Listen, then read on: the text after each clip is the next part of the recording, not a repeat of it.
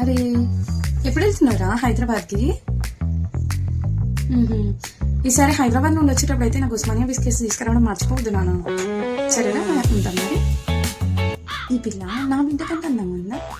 కాకపోతే ఏంది మరి, ఈ పిల్లకి ఎన్నో మాయలో మంత్రాలో తెలుసు. లేకపోతే అంత మంచి కంపెనీలా జాబ్ వస్తుందా? మళ్ళీ నా బిడ్డ కంటే ఎక్కువ కూడా ఏం చదవదు. రాజన్న పనికాడికి పోతున్నావా?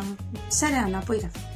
ఇగో ఈ రాజన్న పనికాడికి పోతున్నా అని చెప్తాడు. పనికి పోయినాక పైసలు ఇస్తారు కదా, ఆ పైసలు తీసుకొని ఫుల్గా తాగి ఇంటికి వచ్చినాక పిల్లాన్ని కొట్టుడు ఒక్కటేనా నోట్లా? పిల్లగాని సుత కొడతాడు. వాళ్ళ ఇంట్లో ముచ్చట్లు అన్ని గిట్నే ఉంటాయి. ఏమో ఇక నాకు అట్లా తెలుస్తాయి మళ్ళా. వదినా ఏంది కదా మస్తు చమకాయిస్తున్నావులే. అగో నేను వస్తే నువ్వు బయటికి పోతా అంటావు. సరే లేక పోవమ్మా, మరి ఏం పని ఉందో ఏమో పప్పు. ఇది పోయిందా తిప్పులు ఆడి ఇక్కడ విషయం నా పనులే కాపీ చేస్తా ఉంటుంది. నేను కలర్ వేస్తుంది.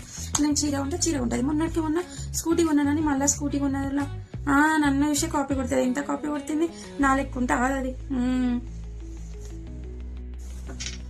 అరే ఎంత పెద్దగా అయినవురా, నన్ను గుర్తుపట్టినావా? నేనురా మీ అత్తని. అమ్మో ఏంది నాకు అట్లా మర్చిపోయినావు? ఎందుకు పెట్టి అట్లా పోతున్నావు? ఆడుకుందాం కూతున్నావా? సరే లేపోనాను. ఇంత పెద్దగా అయినా కానీ ఎవరితో ఎట్లా మాట్లాడాలో కూడా తెలియలే పోరానికి. అయినా పిల్లానికి ఏం తెలుస్తుంది?